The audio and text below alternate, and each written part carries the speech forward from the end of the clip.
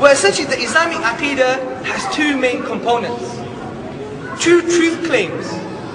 The first claim is that Allah subhanahu wa ta'ala exists. A creator exists. A sole cause for the whole universe exists. This is not my topic today. Maybe if you want we could discuss it in the Q&A, or maybe it might require another circle. But I'm going to leave it to one side and say it's a given that a creator exists. The second part is that the Quran is a timeless miracle, a rational miracle, that is definitely the words and the expression of the sole cause of the universe, Allah subhanahu wa ta'ala.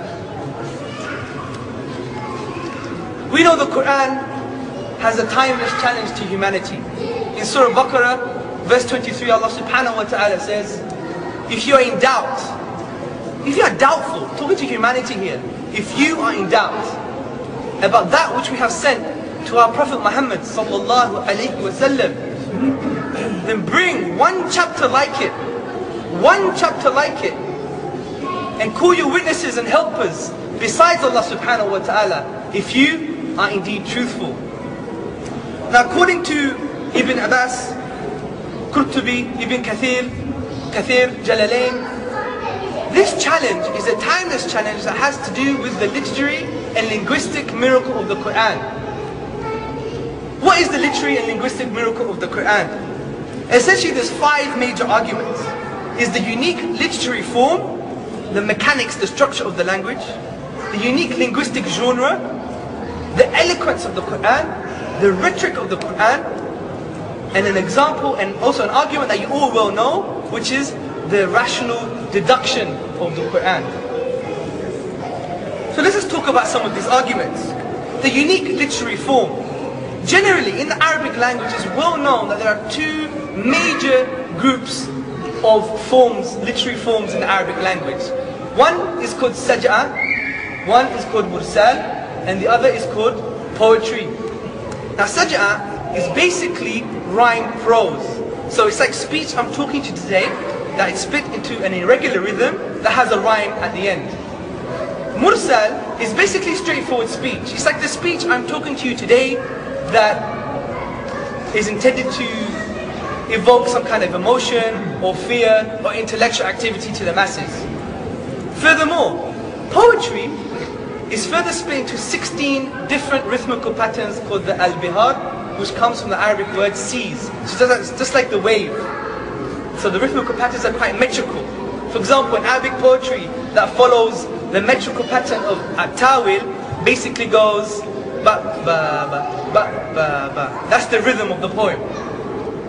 Now when we scan all of the Arabic literature, past or present, we see that all of the forms of literature fall into saj'a or mursal or the rhythmical patterns of Arabic poetry. However, it is the only Quran, the only expression in Arabic, in history, that cannot fit into any of these known forms. It's not saj'a because it's not rhyme prose. It has its own internal rhythm, and it has stylistic differences that are totally different from any known form of rhyme prose. It's not straightforward speech because we know the Quran is full of eloquence, rhythm, sound, poetry, rhetoric. And it's not any of the al-bihar because it's not a poem. It doesn't have metrical, rhythmical patterns. Like in the words of the famous Orientalist Abri, he says the Quran is not prose, it's not poetry, but it's a unique fusion of both. The unique linguistic genre. This is a modern argument based on modern linguistic techniques. The Quran combines cohesive elements of language and rhetorical elements of language in such a way and marries them together that if you were to divorce them from each other, take them away from each other, the Quran would cease to sound like the Quran, and it would lose its communicative effect and its psycholinguistic effect. What is rhetoric? Rhetoric is language that is intended to please or persuade, such as the use of sound, choice of words, rhythm. And also cohesiveness is aspects in language, like the Arabic particle wa, which is n, that links different sentences and concepts together. So from a unique linguistic genre point of view, according to Abdul Rauf and much consensus among the Muslim and non-Muslim linguists, they say that the Quran has this unique interrelation and marriage between cohesive elements of language and rhetorical, which cannot be found in any Arabic literature, past or present. Then we have eloquence. The Quran chooses its words, its word order, its particle order, the phrase order, in such a way that has been unparalleled. Its meticulous accuracy is unparalleled. It chooses its words in such a way to invoke the intended meaning to be portrayed. It's rhetoric. It has an abundance of rhetorical devices. As I just discussed, rhetorical devices are language to please and persuade. And there's no other text that can be described as a sea of rhetoric other than the Quran. If we scan any of the Arabic literature, past or present, the Quran has the most rhetorical devices than any other living text. Then we have the final argument, which is the rational deduction. Rational deduction. It's very simple. We don't even need to know one word of Arabic or understand any linguistic technique or have any device, plethora of devices, literary devices, because it's based on a consensus. There's a consensus amongst Muslim and non-Muslim scholarship, such as Arbery, Muir, Margulies, and Muslim scholarship such as Abdul Halim, Abdul Rauf, Jamakshari, Jurjani, etc., that the people at the time of revelation were the best at expressing themselves in the Arabic language. There is no argument amongst academic community, layman community, popular culture, or anywhere else. The people at the time of revelation were the best place to try and challenge the Quran. Now we all know that they failed. There's a famous sheikh, or shall I say, it's a woman, a sister who was born in 1917 and studied at Al-Azhar University, and this should motivate all our sisters, and we should take this back to our sisters to show the scholarship that we had.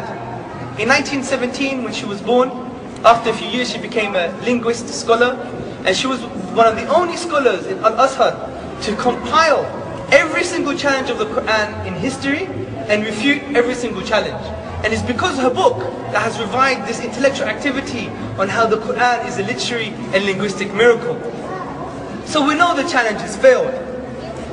So if it can't be from the best people placed to challenge the Quran, the Arabs at the time of revelation, then it can't be a non-Arab, because they require the Arabic language. So who's left?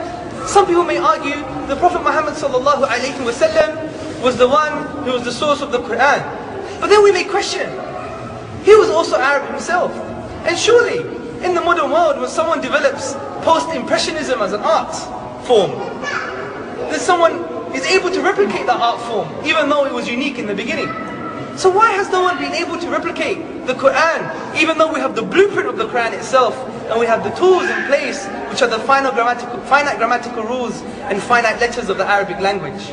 Furthermore, we know that the hadith, and we have mutawatir hadith, which are on the same level from a rational point of view as the Quran, that we cannot doubt the authenticity. And they're in a totally unique, different style to the Quran.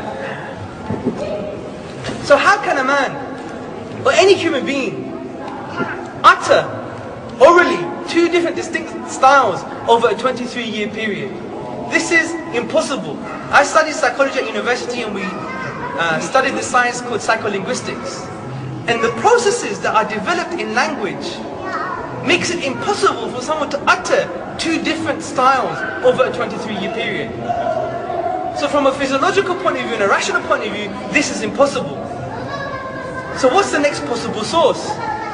We discussed at the beginning that Allah subhanahu wa ta'ala exists, the Creator exists. So via rational deduction, we know that the only possible source is Allah subhanahu wa ta'ala. So in summary, it cannot be an Arab because we have their challenges and they all failed. It cannot be a non-Arab because they need to speak Arabic. It can't be the Prophet Muhammad sallallahu alayhi wa sallam because he had hadith that were in direct contrast to the Quran with regards to style and structure. the only entity that we know exists left is Allah subhanahu wa ta'ala.